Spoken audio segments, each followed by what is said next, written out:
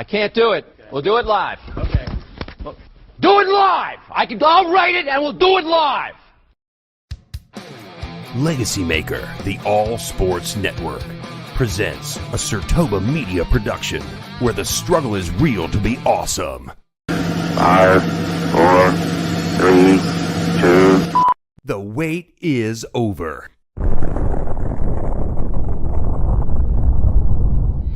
He hasn't even played a full rookie season yet. He just started this year.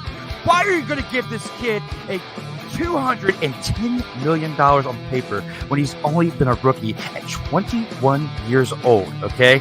Nobody in the history of the game has done that before. Has just showed up, Johnny Go Blank Yourself, has showed up at 21 years old and got $200 and some million and hasn't even played a full rookie season in the majors yet. Drew, come on, he's an all-star. He made it to the final round of the home run derby. I mean, like, statistically speaking, he is one of the best rookies that has ever stepped foot on a baseball field.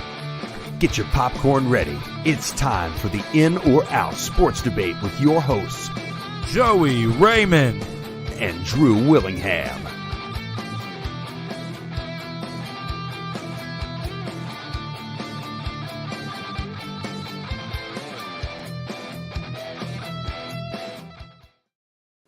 Hello, everyone. We are live for episode 87 of the In or Out Sports Debate. I am your host, Drew Willingham, along with this week's special returning panelist. He is a Virginia Tech alumni, a current 15-time Vault of Fame inductee on this show, the In or Out Sports Debate. Give it up for returning panelist, the one and only JR of this show, Joey Raymond. Welcome back there, brother. What's up, man? How are you? Hey, man, doing great. Have had a fun-filled Sunday myself. Getting my old self. I know I look decent on camera, but I am 3'6", the age 3'6", out here in these streets, playing live baseball out here, and my body is starting to feel the practice that we had earlier today. Did a show after that, the Sports Sensates Unleashed. I had that going on, and then now we have this episode 87, Joey. Holy shnikes. It's a lot, man. It's a lot. Have not revived this show last year in April for episode 6, and it is not even April yet. And we're at episode 87, over 80 episodes since the relaunch and revamp of this show. And it's, people like yourself and other people out there who are about to get acknowledged here in a second who have made this possible. So thank you again for being here, brother. I appreciate you. Look forward to discussing 5 great topics that we have on the show for this evening. But before we do that, as always, we have to pay homage to the Vault of Fame. Acknowledge me.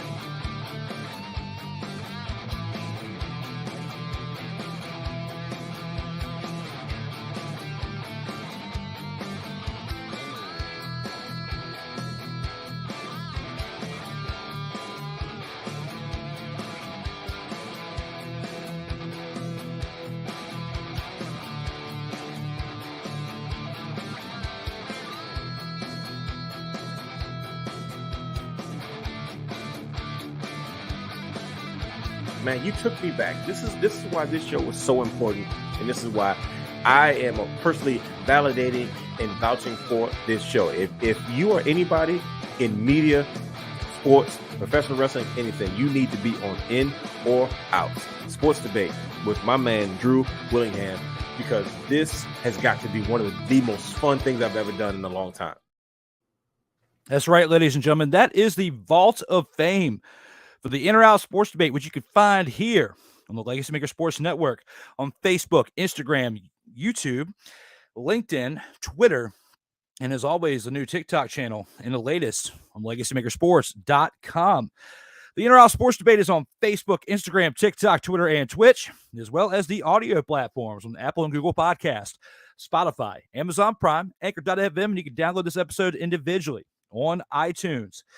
You You can check out SIRTOBA Media, where the struggle is real to be awesome, on Facebook, Instagram, Twitter, and the YouTube channel coming soon. I know I have praised this unit for having a YouTube channel coming soon, but I promise it will have one coming at some point, because we have some other announcements within this special episode that we have this evening. And you can check out myself on Facebook, Instagram, and Twitter, the latest on SIRTOBA.com and LegacyMakerSports.com for all the latest in the world of sports. We are here for episode 87 with the one and only JR of the Legacy Maker Sports Network for the Inner Out Sports Debate, episode 87. My man has been busy the past couple of weeks being on this show as well, my man has become the number one reigning Vault of Fame inductee on this show, then goes and does some coverage for the NCAA tournament as well, for the women's tournament. So, Joey, how has it been out there in these streets covering for the first time in the world of sports?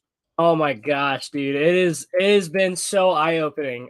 There's so many different nuances and different things that go into writing about a game day or covering a game day that not a lot of people get to see. And that I wasn't expecting having to show up as early as, you have to for the NCAA tournament. It's a really big deal.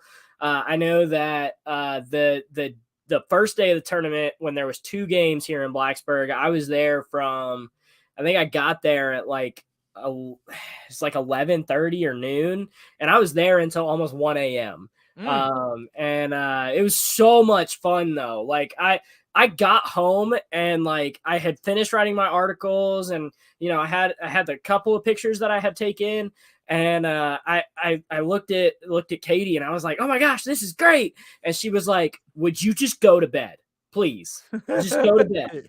And I was still ready to talk about it and do and I was still going. I was so hyped. But no, it was a lot of fun. And then on Monday we covered Pro Day for the Hokies. That was really cool. Got to take a lot of really cool pictures.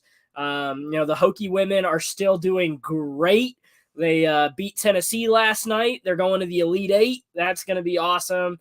I'm really looking forward to seeing how they do. But no, it's been so awesome to be able to get my feet wet and, really, dive in and cover sports for Legacy Maker. It's so much fun, man. And then, last but not least, we went and picked up all of our season ticket holder stuff for the Salem Red Sox. So I'm repping them today. Got the All-Star jersey going. Got my season ticket holder bobblehead ready to be enshrined on the wall. And so it's been a crazy, busy, crazy, awesome couple of days. But man, it's been great. Thanks for asking. Man, that's a lot. Hey, well, not a problem, man. I've had a blast here with Legacy Maker Sports Network for now 4.5 years of my journey, which this episode that we're doing tonight is my 180th. I just saw it earlier in the playlist by adding this show to it. 180th contribution to the world of sports when it comes to media, and whether it's a highlight video for a sporting event or a podcast or an appearance on somebody else's show. 180 times. If you search my name, it'll pop up video-wise. It is humbling. It is fun. And the growth that has become from this show, along with this network and what we've experienced in sporting events, with Jarrell and I calling a live event last Sunday, which was great. We're doing a baseball game. First time I've ever done that, and I had a blast doing it. Look forward to many more and stepping outside of this a little bit more. But I will always keep this motherfather and show going once a week, because this show has been the birth of so many other things, so many other opportunities that people would not have seen had I not brought this show back last year. So shout out to everybody. Hats off to you guys of all the networks I've worked with as a colleague. And I love what I do here with Legacy Maker. Looking forward to many great things here to come the next year. But we have got one great episode ahead of us, Joseph. We now have to go into the first round and see what we've got in store for that. Let's go ahead and see what we got in store for round one. Round one.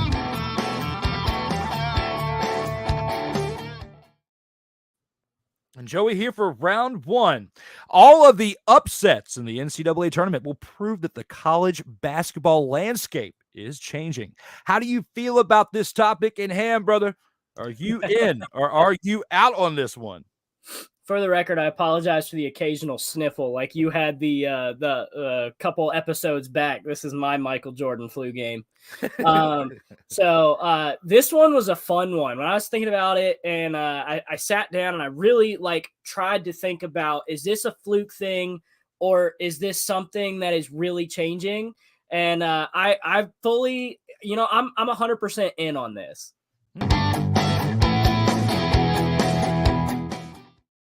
All I'm going to say is down with the Blue Bloods, even though I am a fan of one of the Blue Bloods because I do love Kentucky. I will say this. I truly think that the landscape is changing strictly just because of the fact that when you look at everything going on in the world of sports, I think a huge factor in it is the NIL. Because it creates a lot of competition where there wasn't before. And then I think another huge part of it is the transfer portal, because now players can jump around wherever they want. And then last but not least, I think, the COVID extra year has really helped, create a lot of different things for a lot of different players. Yep. So with that being said, I mean, it's hard to say that the college basketball landscape isn't going to change when you have all of that happening, because beforehand it was all about who has the best facilities, who is going to be able to get me to that next step, right? What's going to be able to get me to that next level? Who has the means and the ability to get me there? Who has the exposure that's going to be able to get me there? Now it's not as important because you can make your bank right now. You can go to college, you can use your name, image, and likeness, and you could get your bank right here, right now. Now, that's not to say that going to the pros isn't important to these players. These players definitely want to make it to the pros, but with NIL, they can, use that money to, promote their own brand and to give themselves exposure. I mean, you think about all the different players that are using that format to provide themselves with highlight videos and highlight reels that they can present to different, teams, whether it be NBA, whether it be NFL.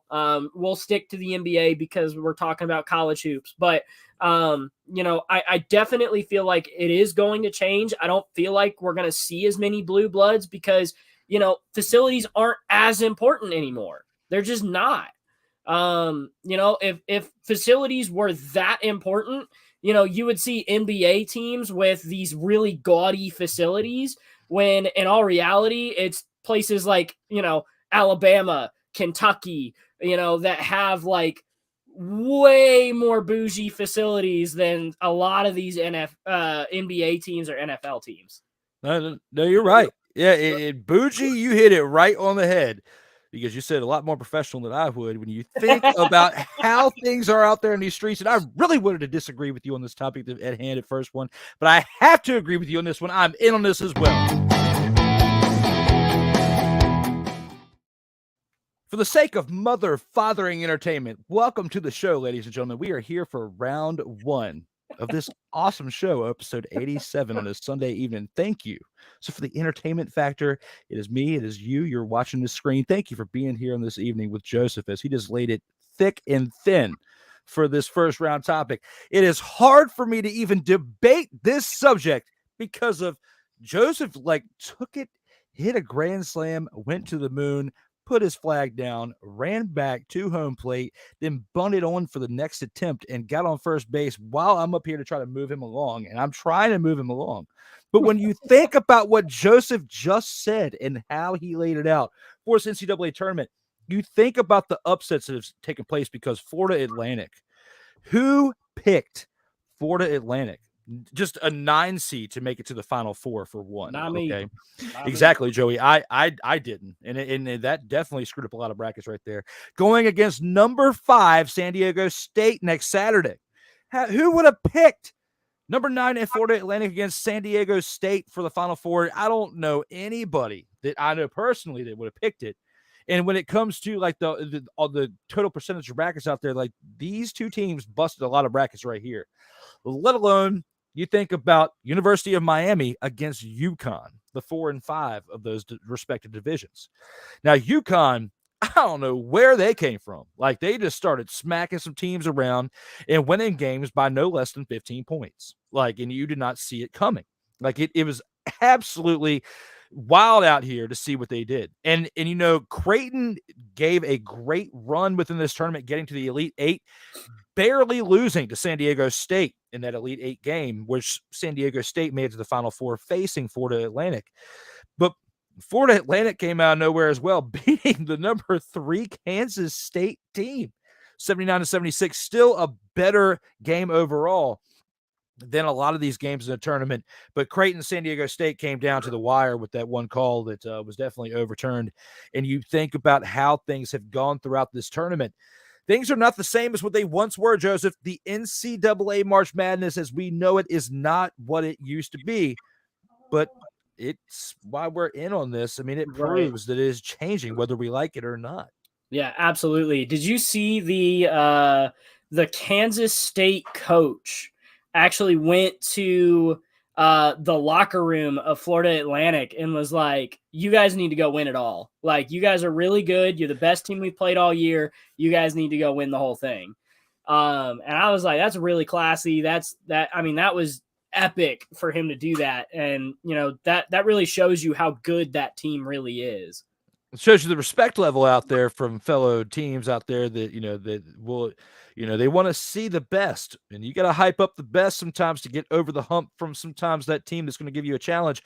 But the other teams out there want to face the best because they want to be able to say that they beat the best to get to where they're at, whether it's to the final game or to the championship overall. That is what the overall test is right there. So, yes, that's great, and great sportsmanship right there on that team.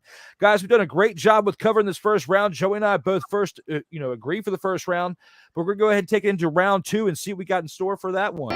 Round 2.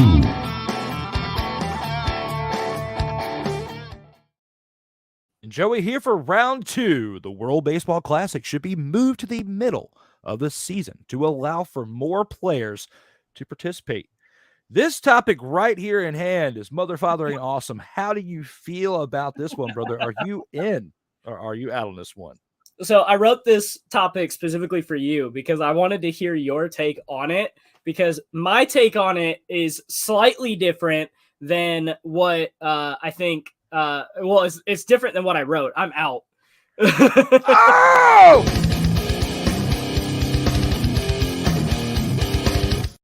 Only because of the timing part. Strictly because of the timing part. Because I think it should be moved to the end of Major League Baseball season. The end. Joseph, explain. So what I think should happen is all of those round robin games, and all of the like qualifiers, all the essentially not meaningless stuff, but essentially the stuff that determines all the seeding and who's playing where and what. So you don't want to do it during the season, is what you're saying? No, I don't want to do it during the season at all. Okay. And I think that if you do it in the postseason, when all of those guys, for the most part, you're not going to have, that many teams in the Major League Baseball playoffs. And so you can get essentially all the elite players from the non-playoff teams to go play for whatever respective teams. And then, while they're playing the round robins and the qualifiers, then you start the World Baseball Classic on literally as soon as the last pitch of the World Series. Like, World Series champion is crowned. Okay, now we're going into another set of playoffs. Because I think it would be really good for the game because it's playoffs into playoffs. Yes. And so the hype is already there. It's like, yes, we just crowned a champion. Okay, now we're going to find out who's the best of the best. And so to me, it makes more sense to do it right at the end of the postseason. You can do all the qualifiers and all the round robin stuff during the actual postseason. And then this way, as soon as the playoffs are done and as soon as the World Series is over with and we have crowned our champion, we are immediately going into the WBC. I think that would be better. It would keep players healthier. Yes. And then, at that point, they can do the WBC and then they still have pretty much an entire offseason to heal up and get ready for the next season. that's why I think that, or that's why I'm out, just because of how I worded it. I worded it that way on purpose to try to trick you up. So yeah, we'll flip back to you, and we'll see what we can. We'll see what you got. Well, when it comes to that, Joey, I mean, you wrote this thing out the way that you did, and I was hoping, and I had a feeling when we went into this show we were going to agree with the first two, and I really wanted to disagree because I want to debate something with you, but we're going to get to that because I got a feeling it's coming soon, guys. I'm out on this as well.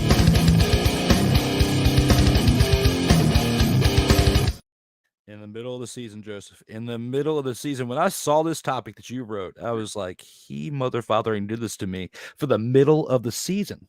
No, Joey, we cannot do this, because when you start a season, you need to focus on the season at hand from start to motherfather and finish. When you look at what is going on before the season, I kind of like it because it warms you up to get you ready to play for the first, for your season, because as soon as it ends, you're going into spring training and you're going into the start of your season. So I do like how that keeps you in fluidity and keeps you going to start the season. The downfall to that, starting it out the year, is that you could potentially get hurt and can hurt your chances for the start of the season, leading on to what could potentially be a playoff run, championship run, so forth, or respectable season, regardless of what team you represent out of the major league going into what country you represent, right? When I put all that into perspective, I like what you said. That's why I disagree with the topic, and I agree with you on this, because if you did it at the end of the season, let the World Series take place, give a couple weeks, you rest up, but you also formulate your roster. I like how they have managers that are not within the game of Major League Baseball, to where they have time to invest to help with the general management part of that nation's team, to formulate who's going to be on the roster, communicate within those agents and those teams to allow them to play for those respective teams, and keep things going on a competitive front for each team. Because when you look at what Japan did, Shohei Ohtani showing out on both sides of the plate, whether it's batting or pitching. Now, he did phantasmic, and that's a word I used on Sports Senses Unleashed earlier. Fan-motherfathering-tasmic, okay? He did that. He looked phantasmic on that stretch for Japan, dominating on the mound. Abso-motherfathering dominating on the mound, Joseph. And then what does he do when he bats? He contributes there as well. So, hands down, yes, the World Baseball Classic, I feel like, rejuvenated how baseball is going to flow for this season.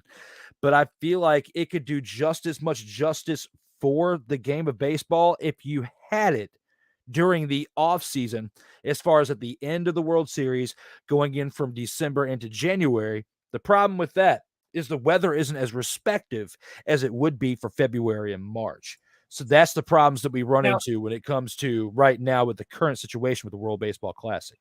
Now, I will say this, every single spot except for the one, I am not even going to try to pronounce that because I am going to butcher it, but the one that was held in, I think it was Korea, was held indoors. So as far as the weather goes, I don't know that necessarily would really affect it. And then on another note, I do have a backup question to this topic, because the other question that I was gonna pose to you was, in or out, the Mets' chances are ruined because of the WBC. Joseph gives me a hit one. The Mets, I'm in. NL East, baby. Atlanta Braves, Joseph. Atlanta Braves. Give the Mets any type of glimmer of negativity towards them to affect the NL East. And yes, give it to the Braves, because we had three sets of people, three teams from the NL East make it to the motherfathering playoffs last year. And what happened? Of course, the wild card team, one of the wild card teams, the Philadelphia Phillies, make it to the final dance, but you still had the Mets, the Braves, and the Phillies from the NL East making it to the dance. And me, myself, and you, Joseph, we have to look at the whole picture there and say, yes, I'm in when it comes to your question for the New York Mets. Yeah, because, I mean, you lose two of your premier players. I mean, you lost your closer and you lost your primary shortstop. So, like, you know, those are your two main components to what the Mets were trying to build off of. And yes, they have a great team, but I do think that they lost a huge part of their team because of the WBC. And if you held that at the end of the year, I don't know that happens. I'm just saying. I could go all day on this topic, man. I know, and I feel like we're both in the same headspace when it comes to the placement of it within a calendar year. It's just going to take a lot of persuasion to move it from where it currently is, because it's been going on like this since the mid-2000s when they first created the WBC. Yeah. And I feel like if they really wanted to do it with where both you and I are agreeable on the mindset, they would have already said it like this at the end of the year. But what really helps them out in the time space of what they're doing it is the weather. And you're not doing it potentially like 20 and 30 degree weather most of the motherfathering time. You're out there in a decent, whether it's 40, 50 degrees, it's still decent for wood bats, because weather, and Darrell and I were talking about this on a live broadcast we did for LegacyMaker last Sunday for Richmond Spiders. The weather affects how the ball travels off the bat. You know this from playing baseball just like I do as well. Yes, yeah. So when you think about all that and put it into perspective, yes, you have to want to put it at a time to where you're going to be able to work with the weather of what's going on in that current moment. So yes, you definitely have to do that. And guys, we've gone through 2 great rounds so far on this show. We've got a few more to go through. Before that, we've got some breaking news.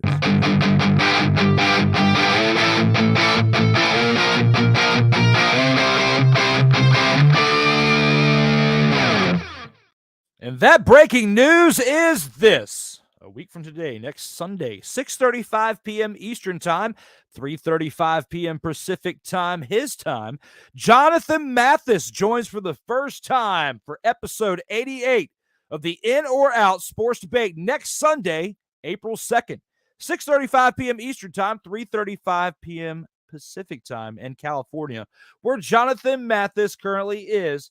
The man, myth, and the legend of the sports media joins me next Sunday at those times.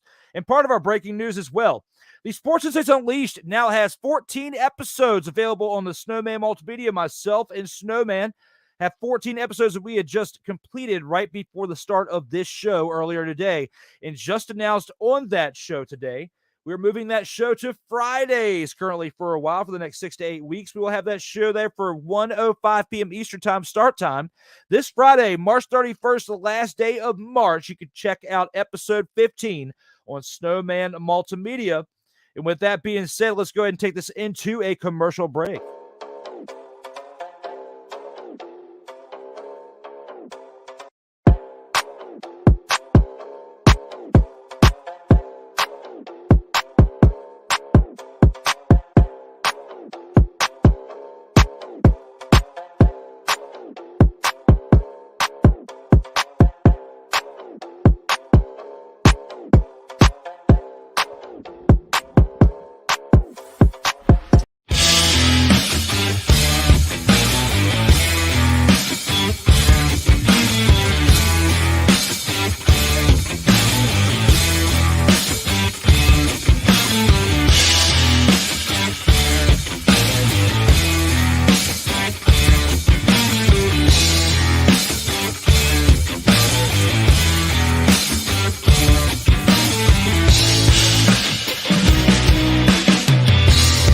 This episode of the In or Out Sports Debate is brought to you by Peanut Butter and Jealous. When you're feeling a little blue based on what others are doing around you, spread a little peanut butter and jealous on your sandwich to make yourself feel whole again. That's right, you guys. When it comes to peanut butter and jealous, look down deep in your cabinets. You can share it with a friend like in that top picture right above. You can have it by yourself in that bottom picture right below. Joseph and I can attest to this. If you need a little bit of peanut butter and jealous, go ahead, grab it, spread it on your sandwich. to make yourself feel whole again.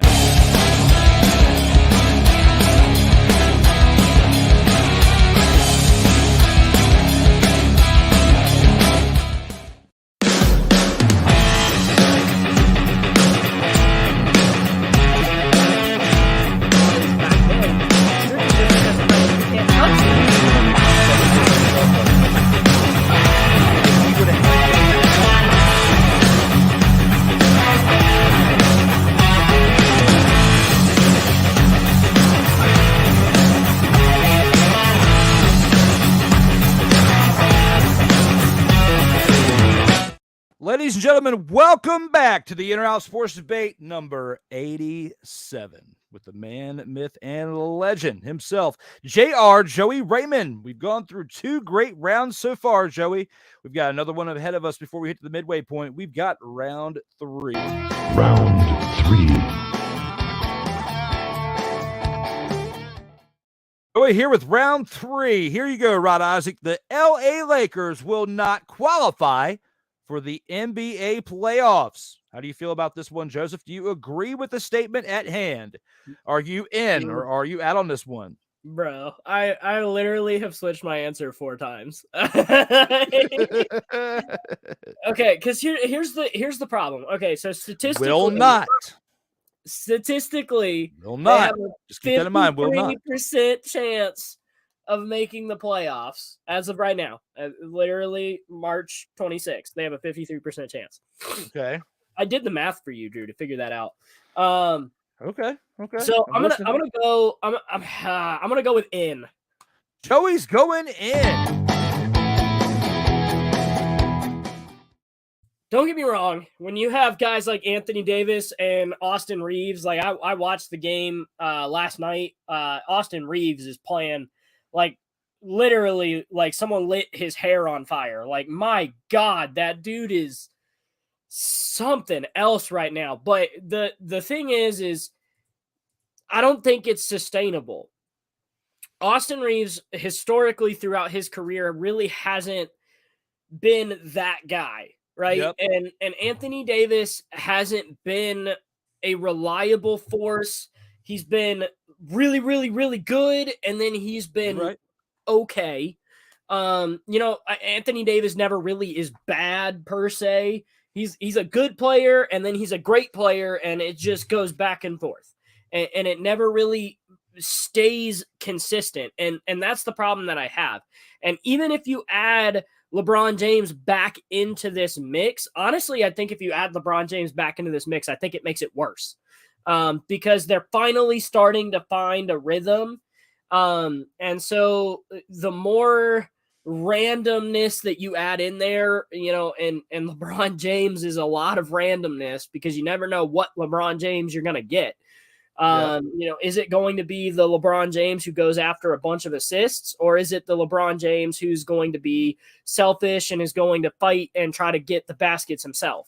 Because if that's the case, then Anthony Davis isn't going to be successful. And then if it's him trying to get assists, then he's not going to score. And then you're wasting minutes from a much needed role player. So I really feel like in this circumstance, they really do have almost an exact 50-50 shot.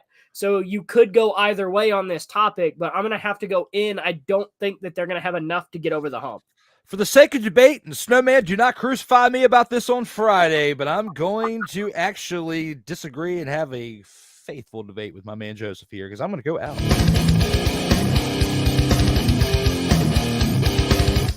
Joseph, welcome to the Thunderdome, as I'm going to take this to another level. What?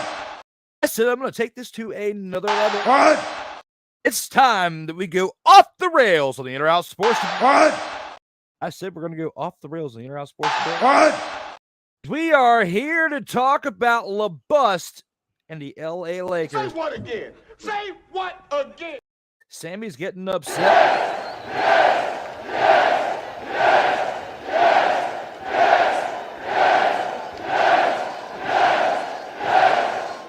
All right, back on track, as some of you out there are probably saying that. You should know your role and shut your mouth.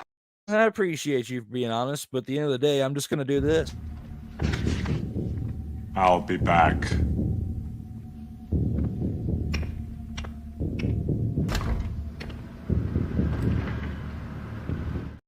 Now back to my argument at hand, shall we? Now, when it comes to the NBA Western Conference, the Lakers are currently at the 9th seed. You have to be in the top 8 in order to make the playoffs. They are half a game behind the Timberwolves, and they have a chance to actually overcome this 10-point deficit that they had the Bulls today. They actually lost to the Bulls today 118-108 in a game that they were down 18 points at halftime, and they were down by 13 points after the end of the third quarter, and then they were down by, now, again, a 10-point deficit to end that game against the Bulls. So when you think about if they can overcome that loss today, they have a 3-day stretch where they can rest Monday and Tuesday, of course, get some practice in there. And of course, I did just say practice. What are we talking about? Practice, man. What are we talking about? Practice? We're talking about practice, man. We're talking about practice. We're talking about practice. We ain't talking about the game. We're talking about practice, man. When you come in the arena and you see me play, don't you? Absolutely. You see me give everything I got, right? Absolutely. But we talking about practice right now. And Joseph, I am serious talking about practice out here in these streets, because they need to do that. When you're losing by 10 to the Chicago Bulls, and they're not much worse than you, but on paper, they have a worse record than you. You have 37 wins. They have 36. You're supposed to be a little bit better, not losing by 10 to the Chicago team that was actually 2 games below you at the point that you had actually taken them on earlier today. So they need to beat this team this upcoming Wednesday to start to bounce back. And then they also need to win a big game against that team that they are half a game behind right now, and that being the Timberwolves. If they can win these next 2 games against the Bulls and the Timberwolves, because LeBron is back in the lineup. Now, LeBron was very mother-father and quiet today, Joseph. When he played in this game, he did play for 30 minutes in this game, but he only scored 19 points. That's not very LeBron-esque. For those ones out there who are praising your king, okay? He is not a king. Michael Jordan is still the mother-fathering best. I hear you over there, Joseph. You know what I'm talking about, because you've got LeBust James out there in these streets. Now, yes, 19 points and 8 rebounds and 3 assists is still respectable for someone in their 20th season in the NBA. But you are not the king. You're not the best. And shut the mother, father, and ones up out there who are out there trying to debate this, because it makes no sense. So, yes. But when it comes back to this, I still feel like that regardless if he helps this team qualify for the playoffs or not, which I'm saying that he will get on a streak and do it. This does not make him the best. It just means that he is still a good player, surrounded by other players who are mediocre to get this team to the playoffs. And they have to click now at this point, Joey, because at this point, when you are now sitting here at 37 and 38, the window is closing by the minute at this point, Joey, because you have only 7 opportunities now at victories to send yourself into a good spot. And I feel like these next 2 games, they have a chance of winning it, turning it around, being over 500 at that point, being 39 and 38 at that point. And if they do that, then they have a chance of qualifying for the playoffs at the 8th seed. I mean, yeah, they'll maybe make the play-in tournament, but even then, it's tough for me to sit here and be like, yeah, they're going to be in, because to me, they don't look like a playoff team. They just don't. They don't look like a playoff team, Drew. They don't, they're not even above 500. They're not a good basketball team. No, you're right, but not a lot of 8 seed teams look like playoff teams to begin with. They're just happy to get there. And LeBron won't be happy just to get there, but the majority of the players on that team will be happy to get there, considering the hellacious amount of scrutiny they've faced the entire season. I mean, they are the Lakers, though. Like, you don't sign up to be a Laker and not understand the magnitude that comes with being a Laker. That's like being a Yankee and then not performing at Joey Gallo. Like, it happens. You know, sometimes going out to LA is actually not a good thing. Sometimes playing for the Yankees is not a good thing. You know, we've seen both of those cities tear up players' careers year after year, just because of the fact that they can't handle the pressure. And that's fine. You know, there are some players who don't do well in those markets. You But yeah, like that, like I'm pretty sure there's a reason that like players like Joey Votto have stayed in Cincinnati his entire career. Like he understands that like if he leaves, there's a whole lot of different circumstances that happen. Yeah, but I mean, with this, we disagree with this. Fans, let us know in the comments how you feel about it. Do you agree with Joey that he feels like the LA Lakers will not qualify for the NBA playoffs? Or do you agree with me that they go on a 2-game winning skid? Well, streak, not skid. They go on a 2-week winning streak, 2-game winning streak, winning against the Bulls on Wednesday, and then later in the week against the one aforementioned Timberwolves. They are a half a game behind in the Western Conference to get to the 8th seed.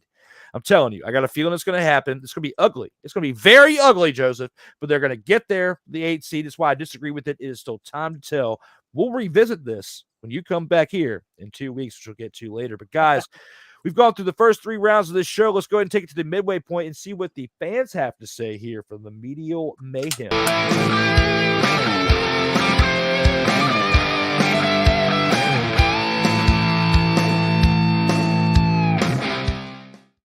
Joseph, the fans are bringing the heat. Thank you guys so far for commenting on this episode. Keep it coming for the next couple of rounds so we can acknowledge you at the end as well for the Mayhem culmination at the very end of the show. But right now we've got Ike Doesn't Give a Fuck. One of my favorite commenters. Let's go. Ike and his name, I love it. Ike Doesn't Give a Fuck is a legendary name. Thank you for being out there, Ike. We appreciate you and your mother-fathering awesome name. Ike Doesn't Give a Fuck is in the mother-fathering house. Ike says 87. Yes, we are here for episode 87. Thank you guys for being out there, being great supporters. I can't believe we were at 87 mother-fathering episodes. We are here man. Sunday night. Thank you guys. Joseph, he says he is hyped about my man Joseph being here for the 16th time, which we'll acknowledge at the end, but a 15-time current Vault of Fame inductee. He is coming for the Nature Boy Ric Flair's title belt regiment. Cole McCain, my guy who was here last week for episode 86. How's A it man going, who is man? a regular participant on the Snowman in the Morning show, was here last week for the first time, did a hell of a job, was great with me here for episode 86. Thank you, Cool, for being here again. And we appreciate you here being a fan in the comments. Ike is back, says NCAA tournament this year has busted a lot of brackets. How do you feel about this, Joseph? Do you agree with Ike? According to ESPN, it busted every single daggum one of them. Yeah. In the second round, in the round of 32, they had no more perfect brackets left. So yeah, I would absolutely agree with that statement because there was no perfection left after the round of 32. Joseph, I tell you, it has been a wild situation covering this NCAA tournament over the past couple of weeks. It has not gone down how I would have imagined it to go down, nor yourself, a lot of other people who are making predictions out here in these streets for this bracket. I'm telling you, it has been an absolute buster for all of us out here to make a prediction for how these things are going to pan out. Yeah, I remember because last time I was on here, I was like, Drew, we're gonna hash it out because my bracket's gonna be better than yours, and both of our brackets are the same. We like on the ESPN bracket challenge, we have literally the same amount of points, and both of ours are just completely trashed. Yes, yes, dude, I'm telling you, it messed me up so mother-fathering bad, and I love that word because I can just say it on the radio waves, and you guys can be entertained by my shenanigans. So next comment says, Ike says, I was wrong about Houston. We were so many people. We were wrong about everybody. Yeah, absolutely, Joseph. We are all out there, and the Wonder Bread Choir is completely laughing at us right now.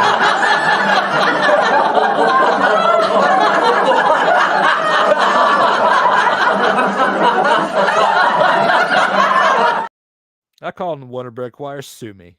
Yeah, well, like it is what it is. But like, I mean, like he's wrong about Houston, but like you had Marquette, I had Kansas, both of which get knocked out in the same round. Like, dude, this year's so bad. It's so bad. Oh my God. Bro, it is wild out here in these streets when it comes to Houston not representing at home. That's your own fault. You should have been throwing it down to where they couldn't pick it up. But unfortunately, they were picking it up. They were running with it, slam dunking in your faces. You are out of here, Houston. You were not going to represent at home. Sorry, not sorry. And it's not too soon. Guys, another comment we have from Ike says, looks like they didn't practice enough. And we already played the clip, Ike. We've already been through that because there was a time earlier in the show, but good try. But still, I agree with what you're saying right here within this topic. Melvin shows up and says, yo, well, welcome back, yo. We appreciate you for coming back there. Melvin, it's been a while since we've seen you out here in these streets. Welcome back, Joey. Yes, Joey welcome here again for the 16th time. Joey getting love tonight. And Melvin even gives a shout out to Ike. Have to give a shout out to my man Dietz, Chris Dietz, the Fifth Down Sports. He's also part of Snowman in the Morning and Snowman Multimedia. Wait till Thursday. I will tell you why baseball has a problem on his Fifth Down Sports show. Thank you for throwing the plug in there. Oh, my God. I love this comment. Oh, my Drew, God. you sweet summer child. As a Mets fan myself, you cannot count on them to at all continue what they did last year. Come on, man. Come on, their Deets. Now, look. It would be continue of what they did 2 years ago because the Braves did not capitalize on their World Series victory last year. They were pretty much out of the playoffs this past year once it started. Okay. So when you put all that into perspective, no. But the Phillies did make some moves in the offseason. Okay. You could consider the small move for the juicer, Roger Clemens, please don't sue me, son, Cody Clemens, as a good utility player, which I feel like Cody is a good player to bring in as a utility player for the Phillies.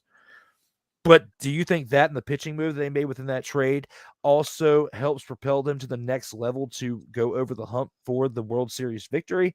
I don't think so. You've got the Braves and the Mets also knocking on the door. They made some moves this offseason as well. It's going to be a completely different scenario this year in the playoffs. The thing I think the Phillies need, is they need another arm. I think they need another really good starter. Still have time. Yeah, if they get another starter at the trade deadline, they're going to be deadly because they are a very all-around built well team. They're not good at one thing, they're good at lots of things. Yes. And I would say the Mets, for example, are good at pitching. They don't have much in terms of offense now, especially that, their, main shortstop guy was not going to play for the rest of the year. They have Pete Alonso. Outside of that, they don't have a marquee hitter. But the Phillies have several. And then the Braves, they have really good pitching, but their strong suit is hitting, and so the NL East is going to be fun this year, but I would say that the Phillies have the edge if they can pick up another starter. If not, I would give it to the Braves. I feel like the Braves are a better all-around team than the other two until the Phillies get another arm. It's going to be interesting to see how things pan out for the NL East this season because, of course, me as a Braves fan, I'm going to have some similar homer picks to you do, like when you pick for the Virginia Tech Hokies, but not quite as bad. You go completely towards the side of Virginia Tech Hokies. I try to give a little bit of love to the NL East and how things have been tough out there in those streets of the division. You go straight towards the Hokies. We will cover that on another episode out here on this show. But top 6 make the playoffs. 7 out of 10 make the play-in tournament. Yeah, you're right. You're right there, Dietz. I have to give you a praise on that one. Ike should have the picture of puberty Ike spitting tobacco as the icon. And for that, I have to give Dietz this one.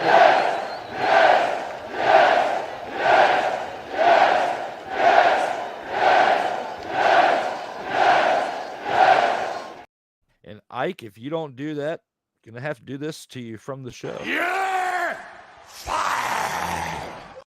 Thanks, Dietz. Thanks for throwing that comment out there. It was great to get back at Ike for as much trolling as he's done to us in so many episodes of this show. Ike doesn't give a fuck. I had UConn from the jump. Look where they're at. Yeah, I mean, Dietz, you're one of very few because UConn's a good team, though. they are.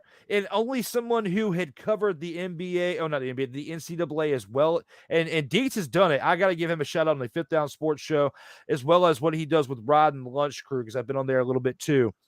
Dietz knows his stuff when it comes to NCAA, and not just for like a division, through this whole scope of basketball, and breaks it down on Totally Dietz very well on the Snowman in the Morning show. So definitely check that out. Snowman in the Morning between 8 and 10 a.m. Eastern time, Monday through Friday. And you can see me on there sometimes. Mainly Snowman and I do Sports Insights Unleashed, but Dietz crushes it with them when he does his Totally Dietz topics when it comes to the NCAA. And guys, that'll conclude our comments from the midway point of the show. Keep those comments coming, and we will keep on bringing the action to you as we have 2 more rounds to go into. And with that being said, we're going to go ahead and take that into round 4 and see what we got in store for you. Round 4. And here with round 4, Joey, one of my favorite subjects that we have with every single show. Round 4, by the numbers, Dwight Clark is the greatest athlete to ever wear the number 87 in all of sports history. How do you feel about this topic in hand, my man? Do you agree with this one? Are you in or are you out on this one? Drew, you ready for a hot take? I don't know that you're ready. I don't know that you're prepared. Do it before I die. I am out.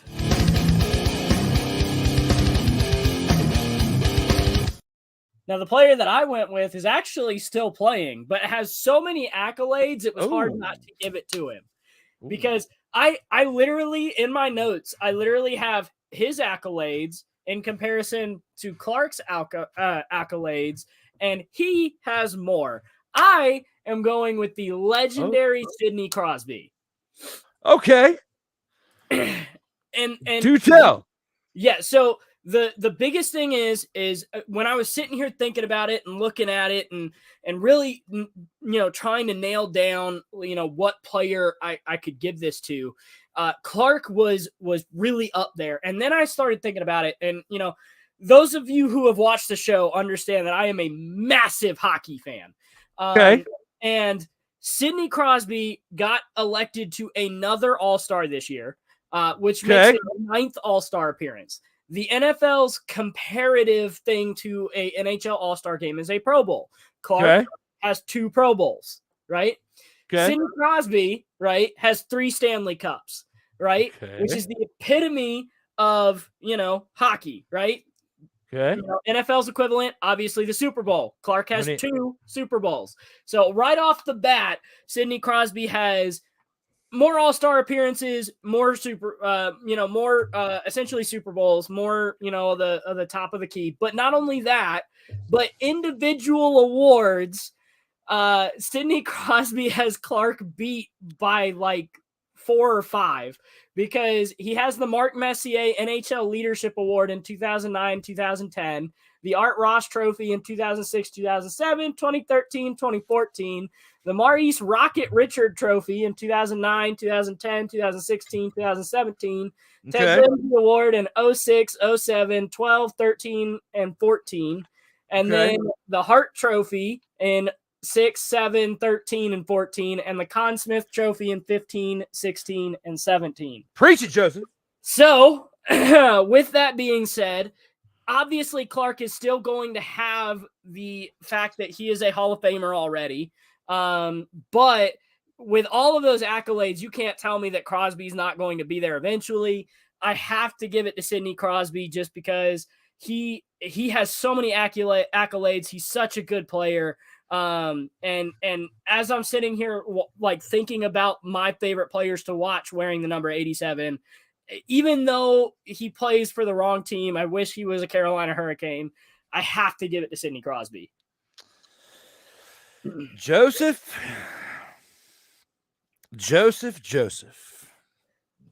We are at a crossroads again to where we disagree. Now, I agree with you on this motherfathering topic that Dwight Clark is not the greatest athlete to ever wear the number 87 in all of sports history. I motherfathering agree with you with that, okay? Okay. But I disagree with you on the choice, but I'll go ahead and start this with the I am out.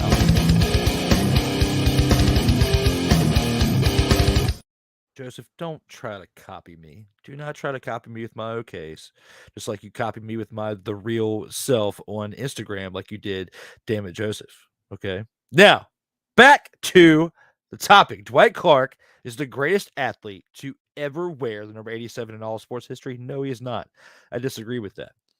Now, Joey brings a great argument to the table with Sidney Crosby. He really mother-fathering does. But I disagree with his choice because you have somebody who has won more titles than both. Someone who has won 4 titles. Someone who's won 4 Super Bowl titles with the number 87. A person that I would have expected mother-fathering Joseph Raymond to choose on this evening, as he is a fan of this team. He is a fan of this person. He might not be the fan of the fact that he is an advocate for the 420, because he is an advocate for the 420. But he is a tight end who plays football, who just recently retired again. He's been away from the game for a year. And that is Rob Gronkowski. 4 Super Bowls, a legendary tight end, one of the greatest tight ends to play, and helped Tom Brady in the second half of his career. Had it not been for Rob Gronkowski, would we see 7 Super Bowls for Thomas Edward Patrick Brady II? No, we would not. I do not believe so. Rob Gronkowski was the security blanket for the 4 Super Bowls that Tom Brady won in the second half of his career. Because remember, he won the first 3 Super Bowls in the beginning half of his career without Gronk. And he won those on the leg of Adam Vinatieri. When Adam Vinatieri went to Indianapolis Colts, he won one with Peyton Manning, but Tom Brady didn't win another one until Rob Gronkowski came along. Okay. Once Aaron Hernandez was gone and you had the team away from all that drama, that's when the team started winning. And they did it with Rob Gronkowski, and they did it with Tom Brady. Rob Gronkowski wore 87 very well.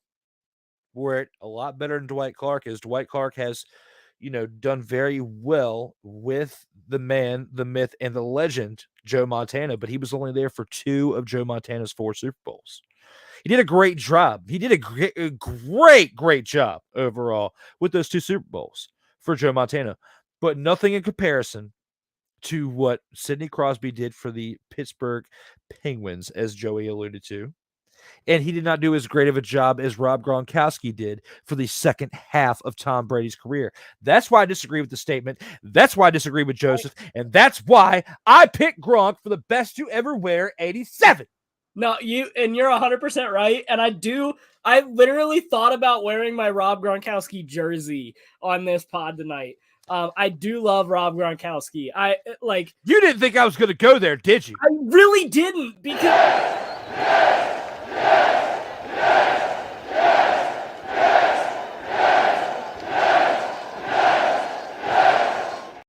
the people are laughing at you, Joseph. Okay.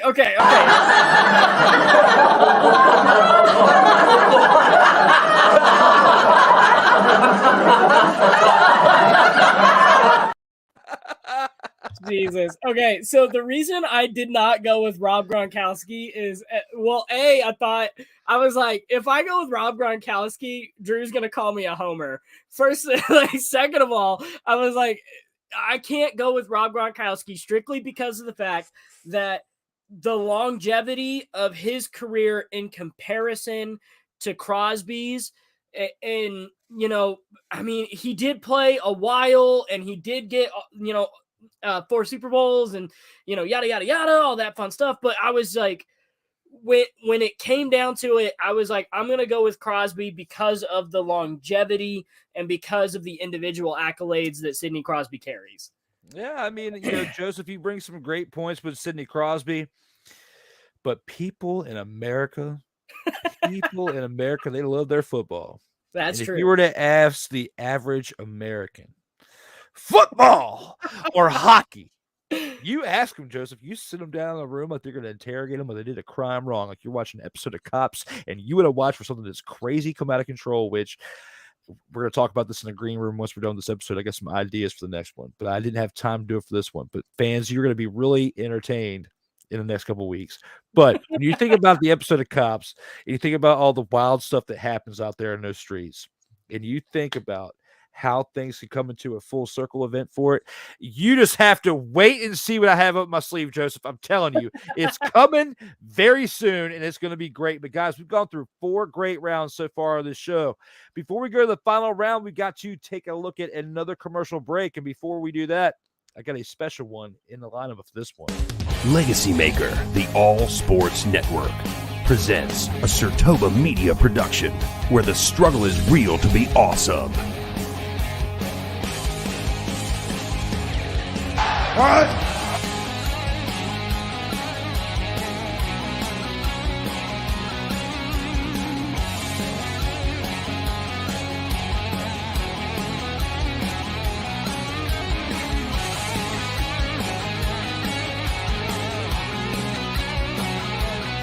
I'm better than you. And you know it.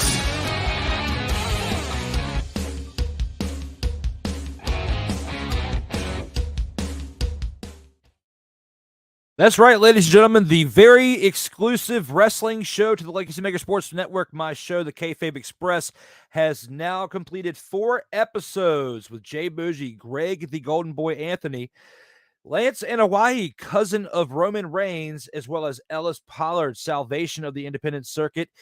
First 4 episodes are completed and now available on the LegacyMaker Sports Network, which you can check out at your convenience. With that said, we're going to go ahead and take this into the rest of the commercial break before we return.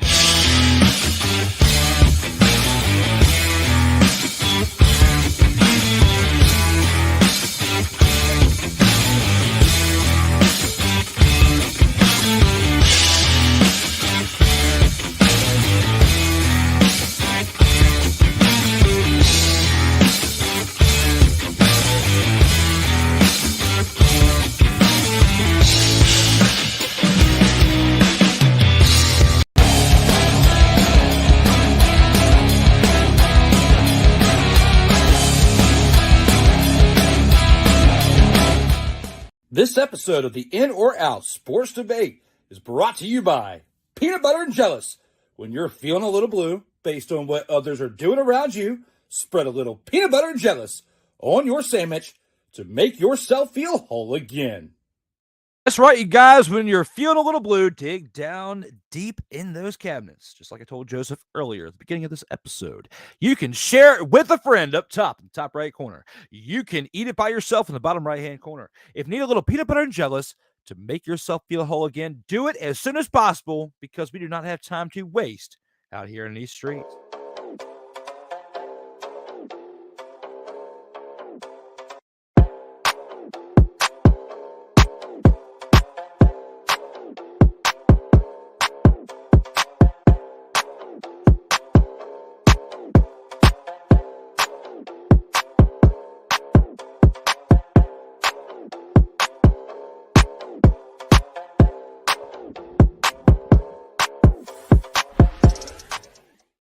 Now, I do need to update the one part at the end of that clip right there, is it is no longer on Sundays. As of today was the last Sunday episode, but the first 14 episodes you can check out on Snowman Multimedia, as we had episode 14 earlier today.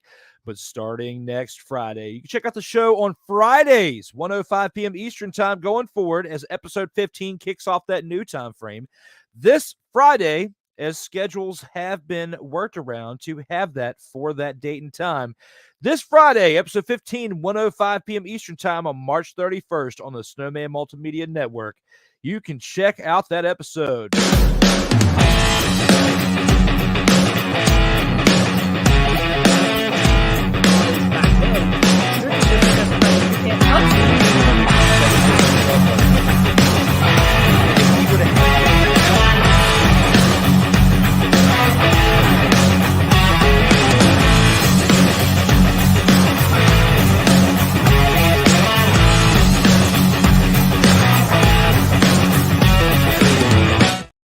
Ladies and gentlemen, we are back for episode 87 of the In or Out Sports Debate. Myself, Drew Willingham, along with the man, the myth, and the legend, JR, Joey Raymond. We are back for now completed 4 rounds of this show. We have a final round to go to. Buckle up, JR. Let's take it into the final round. Final round. little bit of XFL action with my man JR for this final round. The DC Defenders will remain undefeated and have a perfect season. JR, are you in or are you out on this one? Oh boy, I hope I'm wrong because DC Defenders fans will crucify me, but I am out.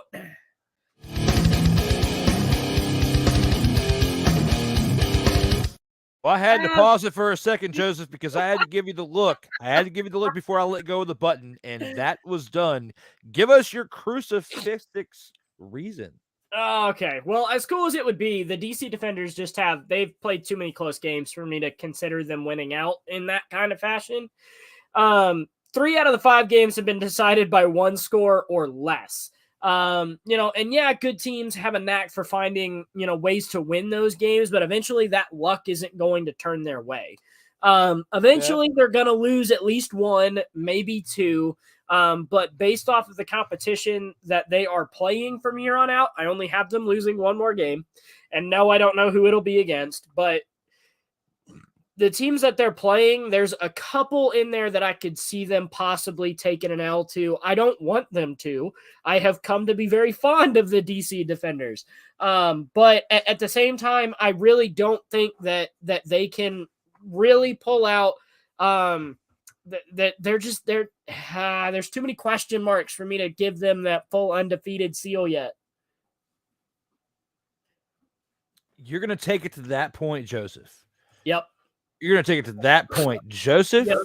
Yep. That's all you've got. That's all you've got. And you're going to say out. That's all you've got, Joseph. Yep. I'm going out on a gut feeling. Crucify me, DC Defenders fans. I am heartbroken. I am heartbroken out here in these streets because I'm going to go ahead and disagree with you. I'm in! Joseph, look at the reign of terror that they have given to many teams. The St. Louis Battlehawks were hyped up so much because they have 2 former NFL players on that team, being A.J. McCarron, the starting quarterback, and Austin Proehl, son of Super Bowl winning champion Ricky Proehl of the St. Louis Rams back in the day before they moved to L.A., but with Kurt Warner and the greatest show on turf. That's what I was looking for. But when you put all that in perspective, and you got Austin Proehl and A.J. McCarron, and they have only 2 losses this season given to the undefeated DC Defenders, and the fact that DC has won every single game, they got a Monday night matchup tomorrow night that everyone's going to be tuning in for. A matchup that could send them into the next echelon of greatness within this season of XFL for them, because the ratings haven't been that great the past few weeks because of March Madness. It's something that we alluded to at the beginning of the show. And when you put everything into perspective, it's something we talked about on Sports Says Unleashed, is Dietz spoke up. Dietz is still watching.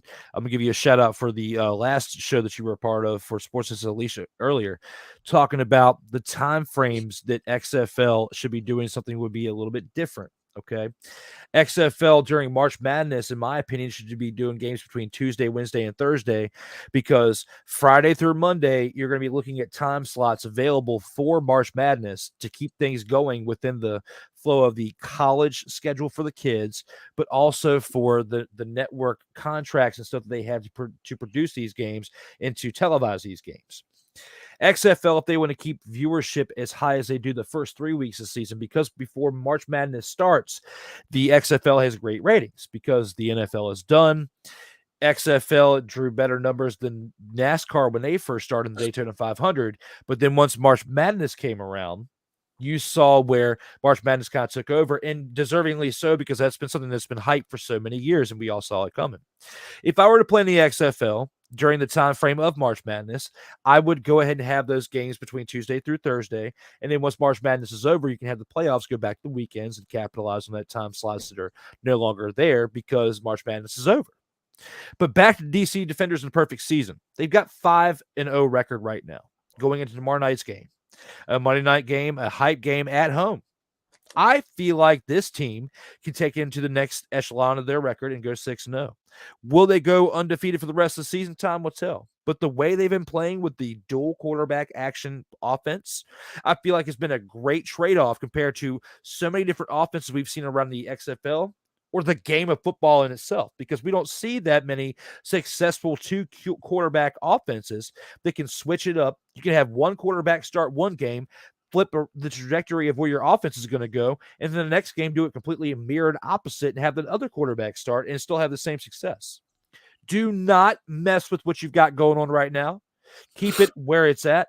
But, of course, every time you have a game that you're going to win, you're going to find some things you want to tweak to be on the right page and keep elevating yourself, because even though you have a perfect record doesn't mean you've played perfect throughout those 5 games that you've won consecutively. You're going to want to build upon that. So as long as they've done that and continuously build upon what their defeats were within those victories, they're going to be a better team going into the next week. And that's what I look forward to seeing, Joseph, when I see that transpire throughout this Monday night game. Yeah, no, I don't disagree. But the thing is, I mean, you really think that the Houston Roughnecks aren't going to give them a tough competition? I mean, they beat them once. I get that, but I mean, it was tough. It only came down to one score. I'm looking at the schedule right now, and it came down to one score. So my point being is I feel like one of these games they're gonna fall. I just don't want to sit here and say that they're gonna be undefeated and then be the one responsible for everyone's crucifying and saying that, oh well, it's his fault because he jinxed it. DC's gonna lose. I mean, where's Ike saying that you're being a homer for DC like he always says for me being a Hokie? I need that right now. Hey man, I'm not that much of a homer as you are for the Hokies. Let us just settle that right now, because I'm just going off of sheer performance, and you are trying to throw it back. Come on, Joseph, take that and run with it. I'm sorry, we're just having a little fun out here for the final round. Let us know in the comments how you feel about that. But so far, we've gone through the 5th and final round. But before we go any further and acknowledge the comments, we have to acknowledge Joseph's rightful stake in the Vault of Fame. Acknowledge me.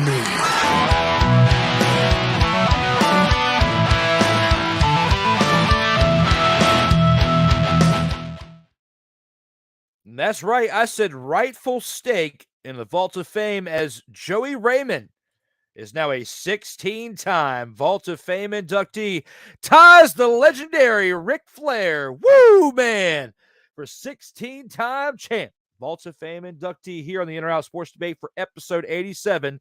Welcome to the 16-time club there, Joey, as you are now running away with that first place lead. Joey 16 to Rob in second place 14. Darrell in third place with 5. 3 people tied with 4th place. James Brown, Corey Mann, P. Alexander Wally tied with 4 appearances apiece for 4th place.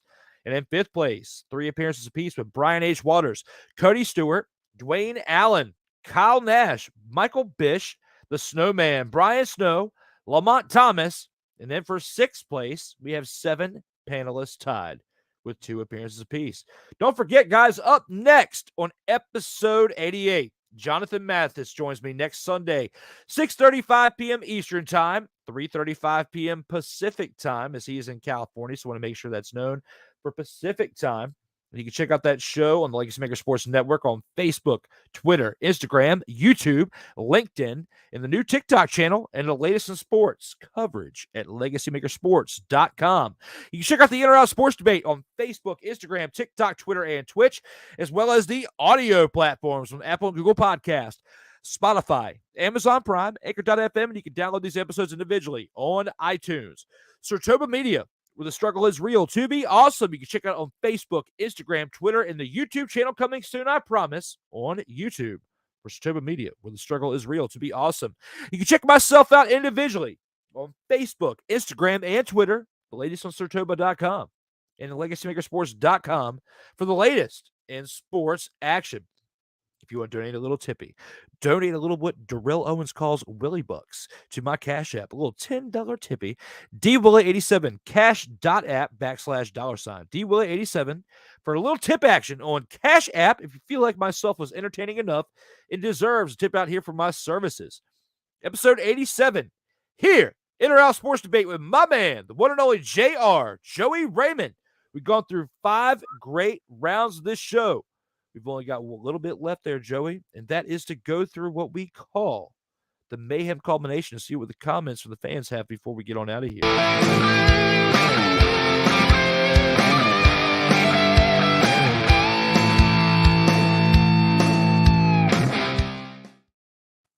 Joseph, the comments from the fans, they keep on coming. Keep them going as we go into the final part of the show, fans.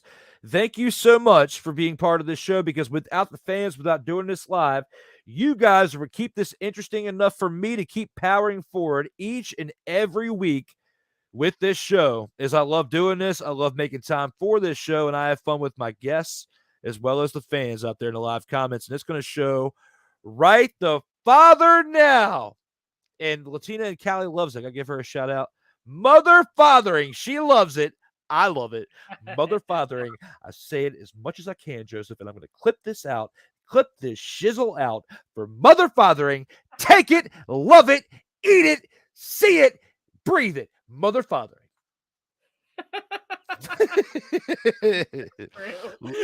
A little fun out here in these streets. Love you guys. Thank you, fans, for making things even more interesting for me. And guys, let's see. Where did we leave off at? No. I had UConn from the jump. Yeah. Look where they're at. We saw that. Oh, here we go. Rob Gronkowski says Fifth Down Sports. That was our first comment into the last part of the show. Rob Gronkowski. And yes, Dietz, I picked Rob Gronkowski, 4-time Super Bowl champ. A man that without him, Tom Brady is not a 7-time Super Bowl champion. I'm sorry. If you don't like it, Rob Isaac, you just don't like it. But I'm just spitting facts for you guys. Joey had a great 87 with Sidney Crosby. But when it comes to me picking Rob Gronkowski, there might be people out there that are saying this. Ain't nobody care. Who cares? Ain't nobody care. And you know what I got to say back, Joseph? Hell to the no, to the no, no, no, no. Hell no, to the no, no. See it, eat it, breathe it. I love you. Jesus. And again, with the mother fathering. Thank you, Latina and Callie. Yes, I love saying mother fathering as it is airway appropriate. Joe, Carolina Hurricanes is a dirty word in my world of Connecticut because Dietz is from Connecticut. I'm gonna get on my soapbox here. Okay, the discount Hartford Whalers don't count. Joseph, you have the floor. Get on your mother fathering soapbox, my man. Here's the thing. Harvard had the opportunity to bring the Whalers back, and they chose not to. If people of Connecticut really cared about the Whalers, then they would get off Carolina Hurricanes' backs, because at least we honor you with Whalers Night, which is tonight, by the way, for the record. At least we give you guys some homage. We pay homage. We understand. I love Whalers Night. The first Carolina Hurricanes game that I went to where they won was Whalers Night. I love everything about it, and I respect everything that allowed the Carolina Hurricanes to be. But y'all need to stop complaining, because the amount of hate that Carolina Hurricanes people get because, we ran away from Connecticut. Like, no, y'all had the opportunity to get the Harvard Whalers back, and y'all chose not to. So stop complaining. Facts. Joseph has got a great point. Great job, Joe. I'm tired of it. I'm tired of the hate. Get over it. Joe, you crushed it. Great job, Joe. Latina and Callie, how many days a week do they work out? I'm guessing at the time frame of this, because at 9:01 we were talking about DC Defenders. I don't know. We need more context. Who is working out? Latina and Callie, give us a little bit more context, and I will gladly answer your question. Now, Latina and Callie, I gotta give you a quick shout out because without Latina and Callie, I may not be breathing today, Joseph. Do you remember that time when I had my flu game that we later found out was the COVID game that you and I had? That one episode I did with COVID, it was fucking nuts. But I'm sorry for cussing. I didn't mean to drop the F-bomb. I just did. But I did. I did a show while being COVIDian. By traveling through the land of Covidia, and I contracted it, and I did not make it through alive. Oh, I did make it through alive. I battled the Covidia, and I won. I was like a COVID ninja. I battled it through, and I won. I'm still here breathing today, but I still contracted it for a little bit. Long story short, Joseph and I did a show, and it was fun. And when it comes to that, Latina and Callie, without her telling me to have elderberry syrup and download, and she sent me the link, and I ordered it, which is funny. She's from California. Right. This place that she gave me the link to was in Powhatan, Virginia, which is like 40 minutes up the road from me. Yeah. That's like... And I was like, well, wow, if I would have known this, I would have just drove up there and got it. But I had contracted the Covidia. I couldn't drive. I couldn't be around people. So I stayed home. I ordered it. And I thought it was funny that the returning address it was shipped from was like 40 minutes up the road. But long story short, Latina and Callie told me to get the elderberry syrup. I ate the elderberry syrup. I got my taste and my smell back in a very short amount of time, and I felt great shortly thereafter. Thank you, Latina and Callie, for knowing the home remedies and getting me back on my feet at a very good time in October because I had a wedding to be a best man that was part of. We couldn't even do the whole bachelor party duties because I had contracted the battle of Covidia, and I had to battle it. And I won. I'm still breathing. I didn't die. There's no respirators. There's no any of that mamma jamma that we saw in 2020 from COVID-19. And it took me like almost 3 years to get it.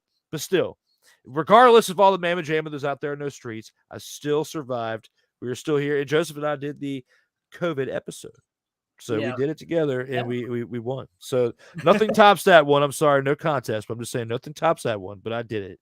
And we continue this streak as we have had a hellacious streak of this show going since last April. So thank you all for tuning in.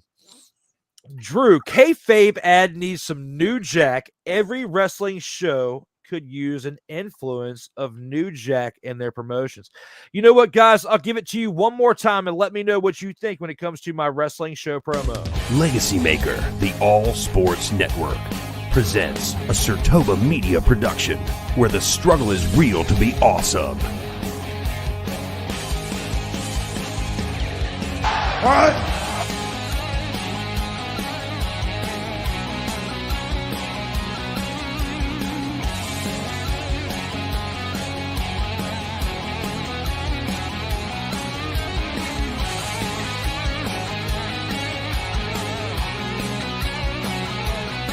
I'm better than you. And you know it.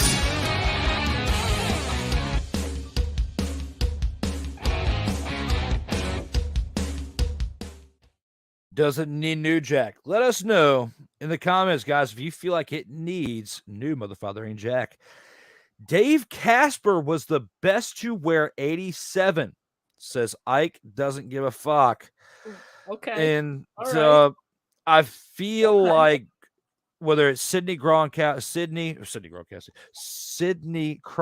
or Rob Gronkowski, they're looking Dave Casper's situation in the eyes and saying this. You may claim to be the best in the world, but I'm better than you.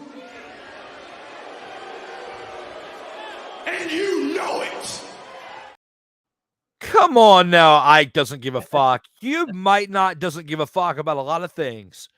But when you think about this one and Dave Casper, no, he is not the greatest to ever wear number 87. Goes to the post, yes. And when you say that, it does ring a bell because Dave Casper is a legendary player of the Raiders of the 70s. Those couple Raiders championships, of course, the one with John Madden, and again with Mr. Flores for the second one. And you think about what Dave Casper did as the ghost to the post and that legendary play with Ken Stabler. Yeah, he was, it had Rob Gronkowski and Sidney Crosby never made it to the major leagues of their sports and done what they did under the number of 87, maybe. But this conversation is not 20 years ago. It is today in 2023. Had we had this in 2003 when Joseph was an infant, barely not soiling his Huggies, and myself as a teenager, which would not have happened at that point. I'm just saying, had we had that conversation back then, maybe. But no, unfortunately, Joseph was not in the right state of mind. I did not have this show up and running at that point, and it was just not meant to be at that point. Now, when you fast forward to 2023, Ghost of the Post is not as relevant as the best to wear number 87. And someone with the name Ike doesn't give a fuck. I need you to do better because even Charles Barkley is saying this. That's terrible. And even Jack Nicholson is saying this. You can't handle the truth. Andrew Brown is out there looking at you like saying this right now. Ain't nobody got time for that. And most people are feeling the way the primetime does when it comes to this as well. Ain't nobody care. Who cares? Ain't nobody care. Ike, as I continue to roast you on this subject, I have to throw one last part from one of my favorite comedians. Rest in peace, Sam Kinison. Absolutely, Ike. Take that, eat it, breathe it, live it. Whatever I said earlier, just do it. Come on, bro, says Ike, is what he says. DC will lose a game.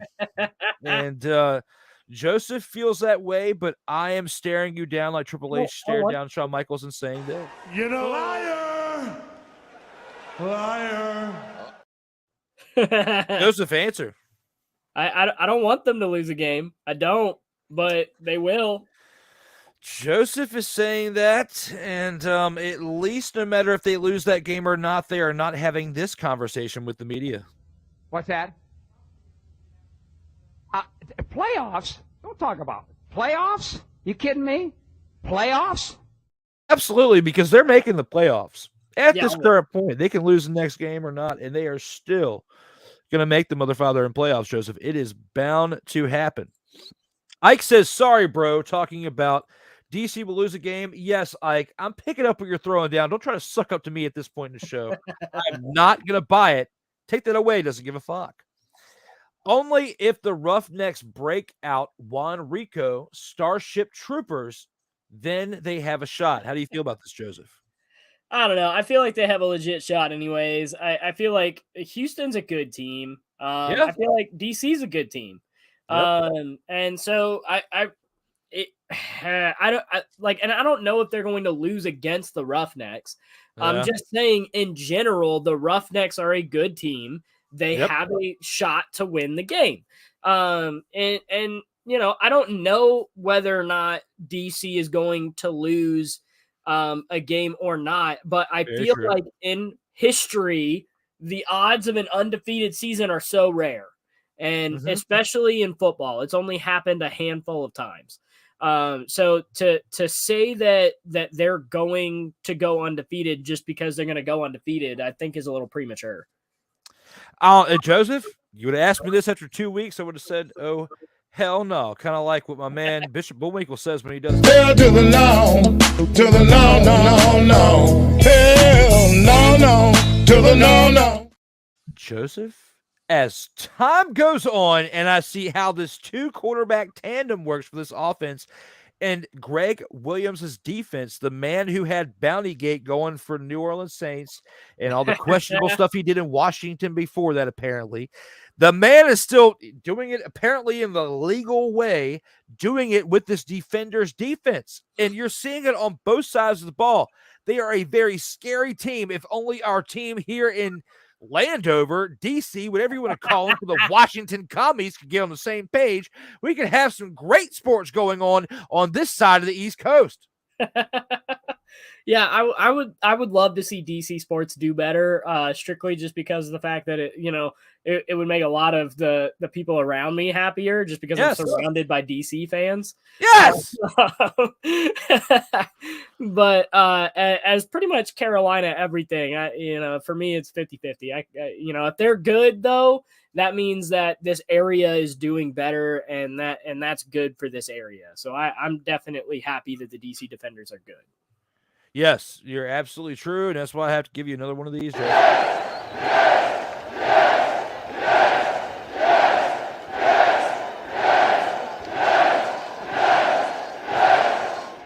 nailed it right on the head, my man, as you definitely did with that reply to that comment. That's not an honor. That's a disgrace. They need to stop wearing Whalers uniforms. There's Someone no needs to Whales watch the in Discovery Carolina. Channel because there are plenty of whales in North Carolina. Oh, get them, Joseph. Plenty of whales in North Carolina. And then if you include South Carolina, there's even more. So not to be that guy, but do your research before you come at me, bro. Second of all, the fact that we're honoring a piece of Connecticut's history is amazing. We include Brass Bonanza and we change our logos and we flip the arena and we do everything to make sure that we're honoring a piece of history that represents an amazing part of this franchise's history.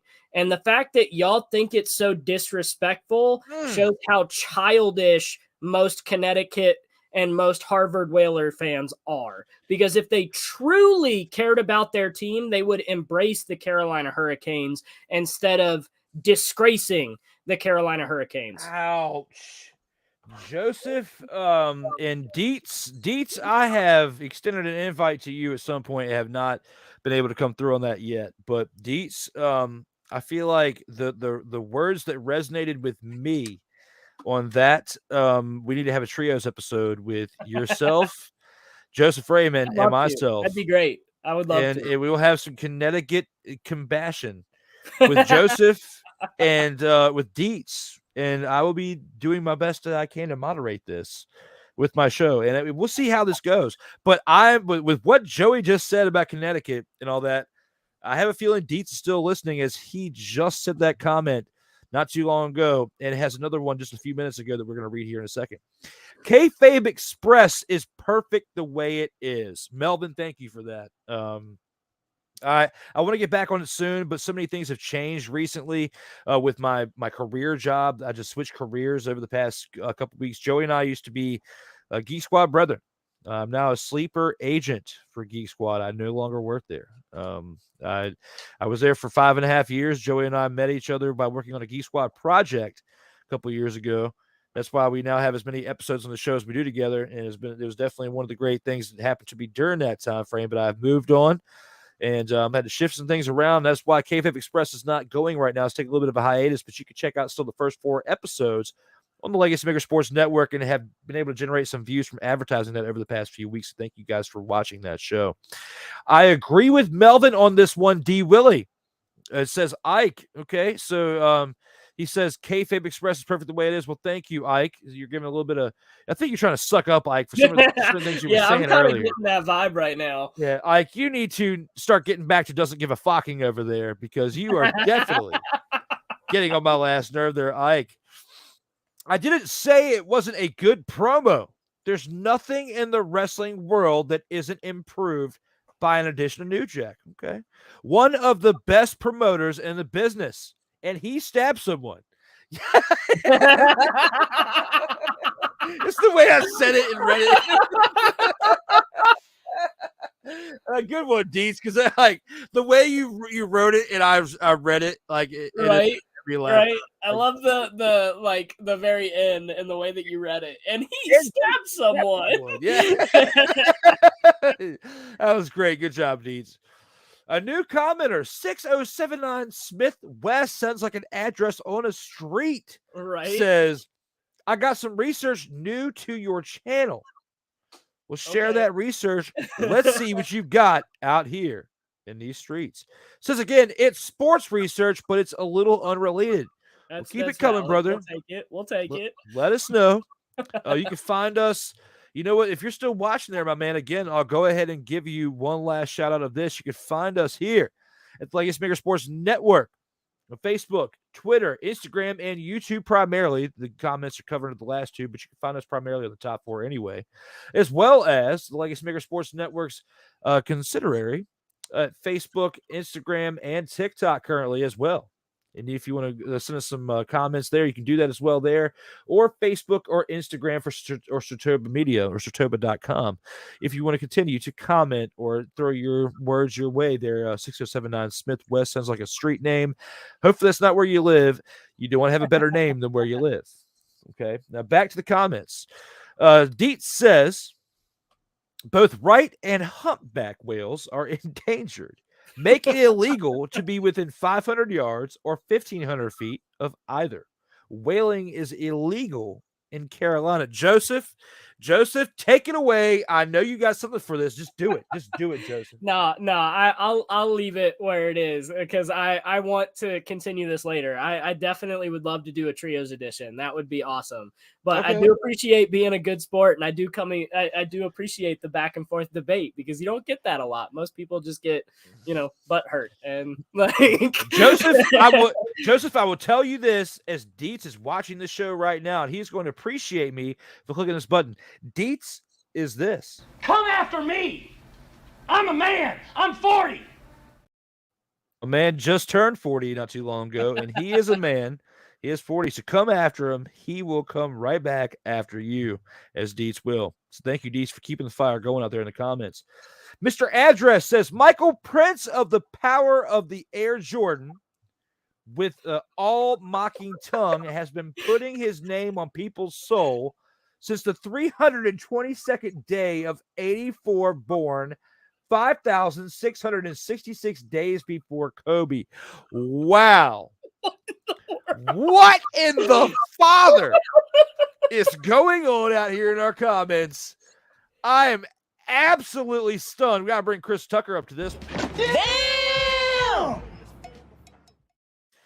My man with the address name for a handle, you just straight up did this in our ear. I don't know which one of us needs to do this. Would you please shut the hell up? Because when reading this immediately came into mind. That's why we took the damn field. Now, if you want to crown them, then crown their ass. But they are who we thought they were, and we let them off the hook. This whole set of events basically was like being on the recipient end of this tackle.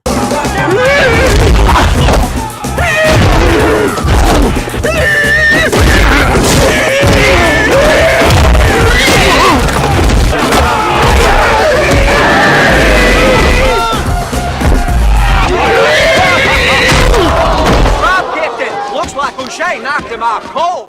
I don't know about you, Joseph, but my mind is scrambled after reading that one. And it keeps going, man. It really does, and it's really entertaining. Thank you guys out there for making this as entertaining as you have so far.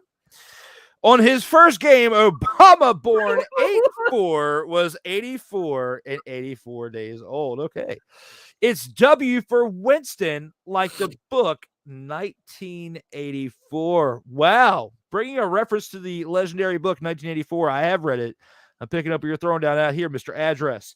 Kobe died 84 in 84 days after his first game.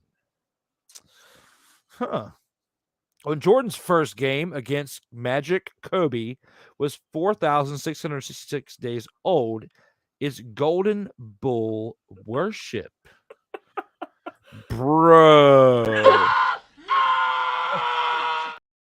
That's what I'm saying right now. A thumbs up, he says to whatever he's thumb upping. I got way more. Okay, let's see it. Oh, boy.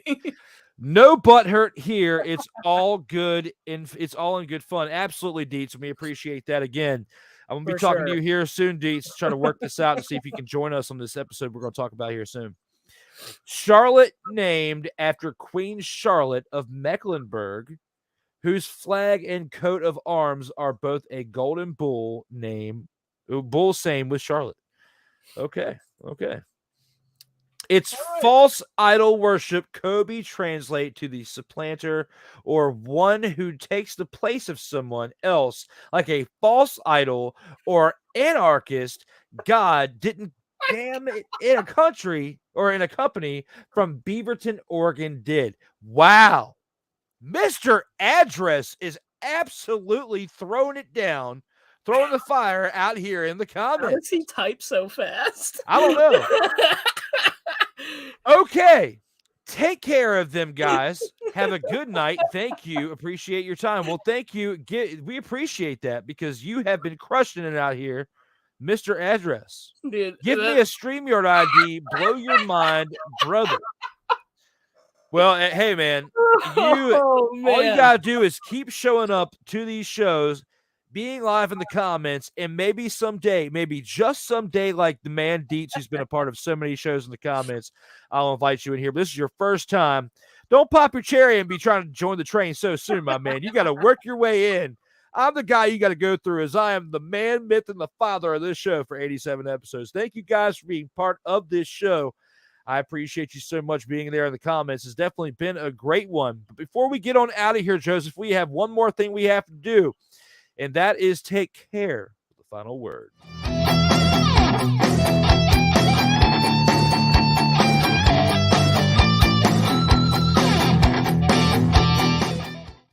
Joseph, out of everything we've discussed in this show for the 5 rounds, just anything in sports in general, you know the deal, being here now a 16-time Ric Flair Vault of Fame champion on this show.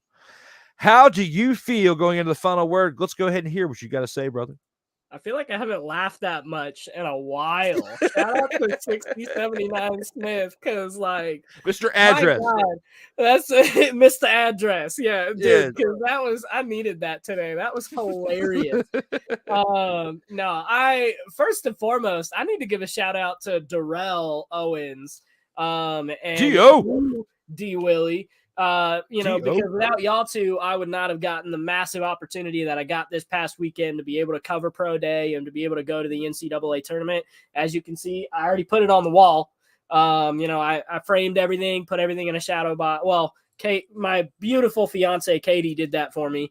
And I am more than appreciative of it and so, but to be able to do all that for LegacyMaker has just been amazing. I can't wait to do more events.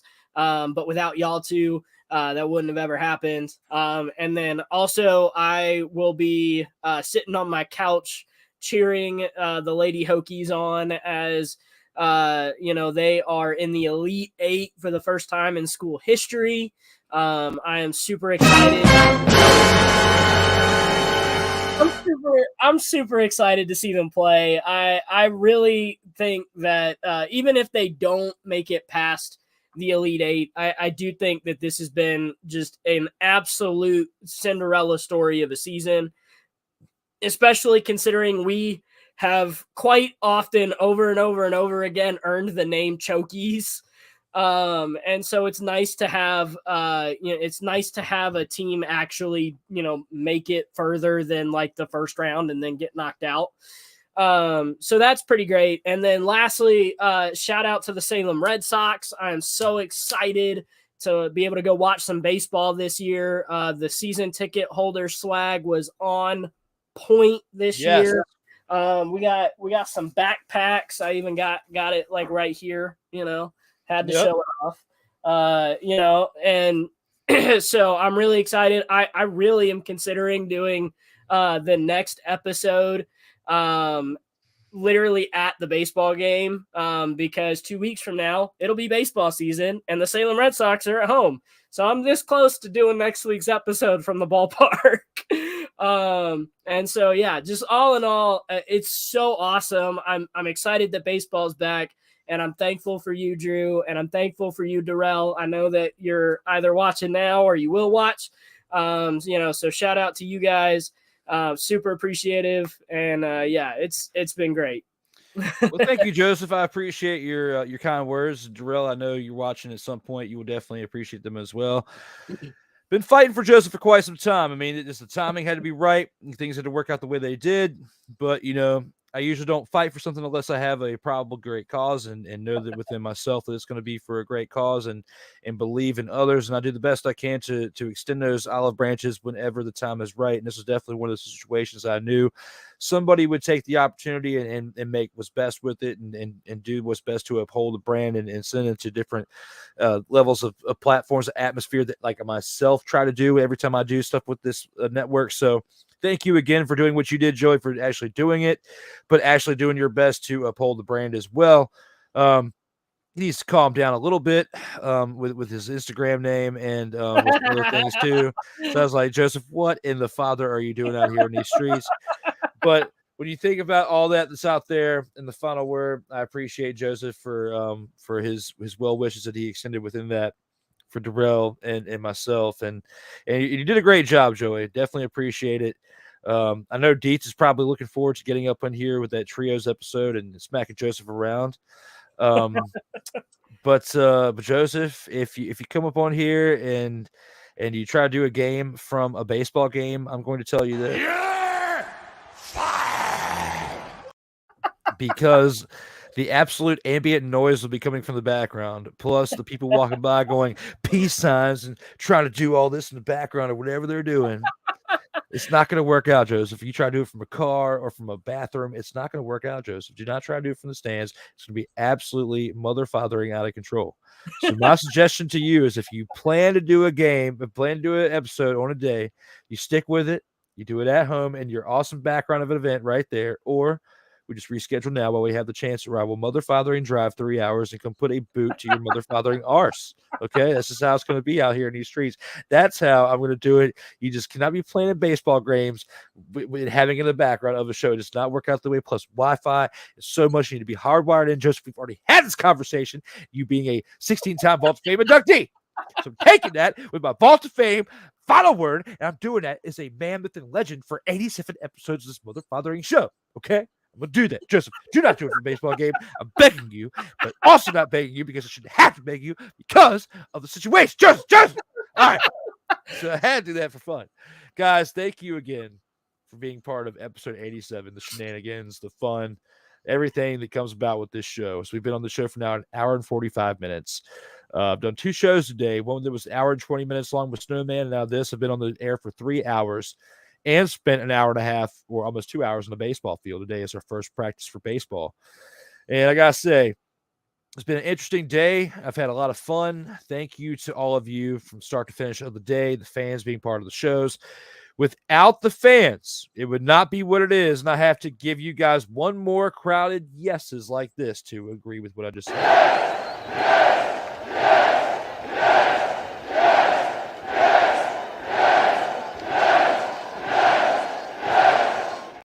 Before I go, I have one last thing I have to play for Rod Isaac, for your wild shenanigans on the interwebs, for your wild shenanigans in the group chat that you have got me in with Snowman and all them that I have to see on a regular basis. You deserve to see this, my man. Stay off the weed. And if you don't like it, you need to look at Dietz in his eyes as Dietz says this to you, Rod. Come after me. I'm a man. I'm 40. I will look at you as well after he says that and say this. You can't handle the truth. While Snowman looks at you and says this. That's terrible. And even Cole Johnson's in the top back corner saying this. Hell to the no, to the no, no, no, no. Hell no, no, to the no, no. And I will throw the icing on the cake with this. Would you please shut the hell up? Absolutely. Guys, thank you for tuning in for the shenanigans of this episode 87. For my man, Joseph Raymond, for the 16th time, tying Ric Flair's championship record with 16 Vault of Fame inductees. I am your man, D. Willie, Drew Willingham. Everybody, stay safe out there in these streets.